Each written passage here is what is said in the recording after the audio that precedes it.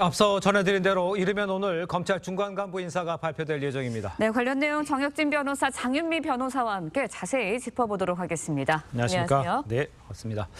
자, 검찰 중간 간부 인사 중에 가장 주목이 되는 것 김건희 여사 관련 수사팀의 교체 여부입니다. 수사가 진행 중인 상황에서 차장검사와 부장검사 바뀌면 수사에는 어떤 영향을 미치는지 예상은 하실 수가 있는가요? 일단 검찰은 직급이 조금 이상해가지고요. 예.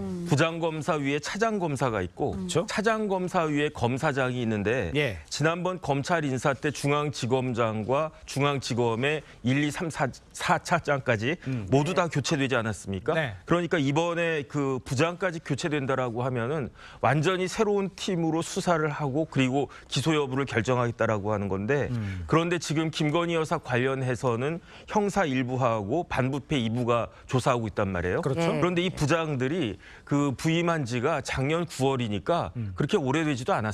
그래서 과연 진짜로 이 부장검사들까지도 교체될 것인지 여부가 오늘 좀 주목되는 것이 아닌가 싶습니다. 그렇군요. 네, 말씀하신 대로 관심은 이제 김건희 여사 수사 라인의 인사 관련한 거거든요. 비판 여론 의식해서 검찰에서는 법무부에 그 부장검사 라인의 경우에는 유임 의사 전달했다라는 보도가 나오고 있고 유임될 거다라는 관측도 나오고 있는데 법무부가 어떤 결정 내릴 거라고 보세요? 아마 인사 내기는 쉽지 않을 겁니다. 그러게요. 지금 짚어주신 대로 지난 9월 정계 인사 때 부장 라인은 이미 이제 교체가 됐던 바가 있고요. 네. 지금 그 위에인 차장검사 1차장부터 서울중앙지검의 4차장까지 전격적으로 교체했을 때도 검찰 내부에 반발 기류도 상당히 많았습니다. 네. 또 하나는 외부에서도 이게 김건희 여사의 명품백 수수 사건과 관련해서 내지는 도이치모터스 사건과 관련해서 수사 라인을 교체한 건 전례가 없는 일이다라는 비판 여론이 상당히 나왔었기 때문에 네. 이번에 정말 수사 일선에서 지휘를 하는 부장 라인까지 교체를 하고 인사난 지 8개월밖에 되지 않은 시점에서 한다. 예. 이 부분은 일단 검찰 내부에서 상당한 부담이 된다는 점, 그리고 검찰총장이 이미 한번 법무부 장관과 인사를 두고 갈등을 사실상 노정시킨 적이 있습니다. 네. 이 부분에 제2라운드가 발생한다는 건 정치적으로도 상당한 부담이 될 수밖에 없기 때문에 예. 아마 부장 검사 라인과 관련해서는 인사를 최소화하거나 지금 인사 그대로 가져갈 것으로 보입니다. 알겠습니다. 자, 이런 가운데 아까 리포트에서도 언급이 됐습니다. 문재인 전 대통령의 사위였던 이 서모 씨의 이 특혜 채용 의혹 수사팀 교체될지 이것도 좀 관심입니다. 어떻게 예상을 하세요? 글쎄요, 2018년 3월에 네네. 그 서모 씨가 토리게임즈를 퇴사해요. 그런데 그달에 이상직 씨가 중진공의 이사장으로 임명이 됩니다. 네. 그리고 난 다음에 2018년 8월 9일 약 한 5개월쯤 뒤에 이상직 씨가 실소유주로 있는 타이 이스타젯의 전무로 서 씨가 또 임명이 된단 말이죠.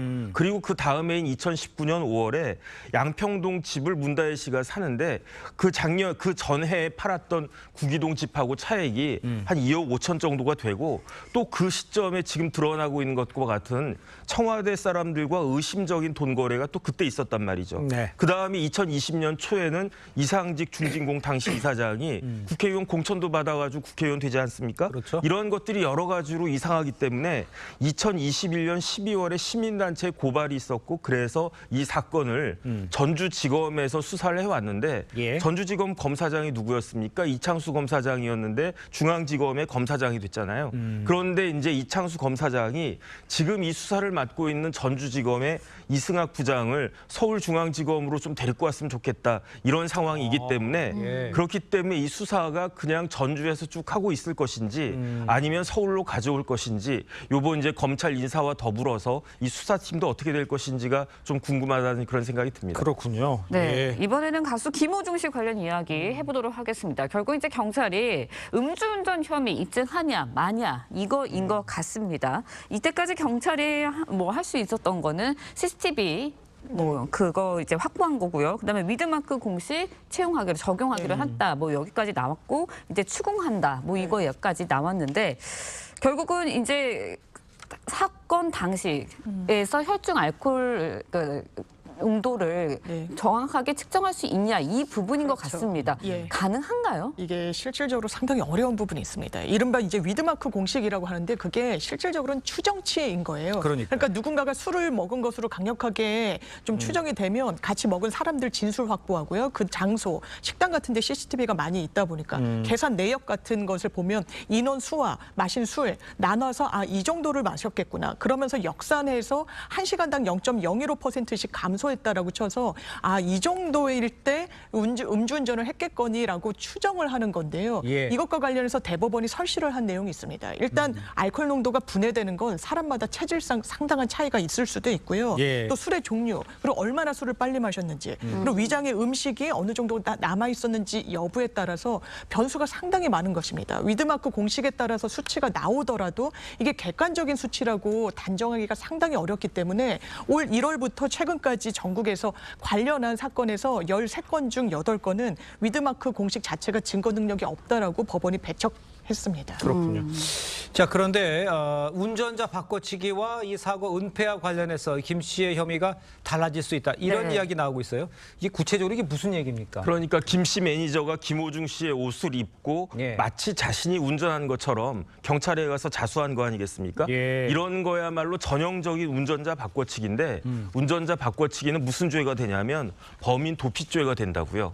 그렇다라고 하면 이게 방조냐 교사냐 김호중 씨 입장에서는 예. 이게 문제가 될 텐데 만약에 매니저가 내가 자수할 테니까 옷이나 벗어줘 이랬으면 방조가 될 건데 그게 아니고 김호중 씨가 매니저한테 그 매니저가 좀 자수해라 이런 식으로 부탁하고 시켰다라고 하면 이때는 교사죄가 되는 거거든요. 그러네요. 그런데 뭐가 또 드러났습니까? 저렇게 실질적으로 자수한 매니저 말고 김호중 씨가 막내 22살짜리 그 막내 매니저한테 당신이 좀 네가 좀 그 자수해라 이렇게 종용했다는 거 아니겠습니까? 이런 것들을 종합해서 봤을 때는 방조보다는 교사에 조금 더 무게가 실릴 것 같고 그렇다라고 하면 방조보다 교사죄가 더 중하게 처벌받으니까 이런 부분들도 김호중 씨에게 좋지 않을 것 같다. 그런 생각이 듭니다. 그러네요. 네, 그런가 하면 앞서 리포트에서도 전해드렸지만 김 씨의 과거 학교 폭력 의혹을 제기한 유튜버를 살해하겠다는 예고글이 인터넷상에 올라 논란이 되기도 했습니다. 그래서 해당 유튜버가 오늘 작성자를 고소하겠다고 하는데 이런 경우에는 처벌이 어떤 게 내려지나요? 네, 일단 대단히 좀 비난 가능성이 높은 범행임에는 좀 부인할 수가 없어 보입니다. 협박죄가 해당하고요. 왜냐하면 예. 누군가에게 해악을 고지한다는 거는 이제 상대로 하여금 겁을 먹게 한다는 그 의도를 관철시키기 위함이라는 처벌 조항이 바로 협박죄입니다. 또 하나는 정말 당신을 살해하겠다라는 게 살인죄 같은 경우에는 예비 음모 단계에서도 처벌할 수 있는 규정이 있거든요. 예. 다만 최소한의 실행에 착수가 있어야 되는데 흉기를 구입했달지 아니면 구체적인 계획을 세웠달지 이런 정도까지 사실상 증거가 확보된다면 살인 예비죄로의 처벌도 고민을 해볼 수 있습니다. 그렇군요. 네. 자, 다음 이야기도 좀 빠르게 하나 짚어보겠습니다. 반려견 훈련사 강영욱 씨가요, 직장 내 갑질 의혹에 대해서 해명은 했지만 논란이 계속되고 있습니다. 전 직원들이요, 강 씨의 해명에 재반박했다고 합니다. 어떻게 재반박한 겁니까? 그러니까 강영욱 씨하고 그 부인까지 나와서 해명을 했는데 맞아요. 조금 굉장히 늦었어요. 제가 봤을 때. 맞아요. 예. 하지만 늦었다라고 한 것만 빼면은 인정한 그 내용들이 일정 정도 일리가 있었다라고 저는 생각이 됐는데 예. 그런데 이 부분들에 대해서 직원들이 재반박을 했는데 크게 두 가지인 게 네네. 첫 번째는 CCTV가 왜 이렇게 많이 설치가 됐느냐. 네. 지금 개들하고 같이 살아야 되니까 개들이 또 물 수도 있고 그렇지 않습니까? 그렇죠. 그런 것들 관련해서 CCTV가 필요하다. 그다음에 도둑이 들 수도 있고 외부인이 침입할 수도 있고 그래서 CCTV가 설치된 것이다라고 강영욱 씨 측이 주장을 했는데 예. 직원들이 뭐라고 반박을 했냐면은 예. 잠원동에는 그 강아지들이 없었다는 이야기예요. 그럼에도 불구하고 빌라에 1대, 빌딩에 9대 이렇게 그런데도 많이 CCTV가 설치되어 있었는데 이건 어떻게 설명할 것이냐. 아하. 더 중요한 건 뭐냐면요. 강영욱 씨가 이렇게 폭언하거나 그러지 않는다라고 이야기를 했는데 네. 그런데 직원들은 녹취록이나 녹취 파일도 가지고 있으니까 이걸 공개할 수 있다. 이런 식으로 이야기를 하니까 예. 조금 더 지켜봐야 되는 것이 아닌가 하는 생각이 듭니다. 그러네요. 네. 알겠습니다. 자, 두 분 말씀 여기까지 듣겠습니다. 고맙습니다. 고맙습니다.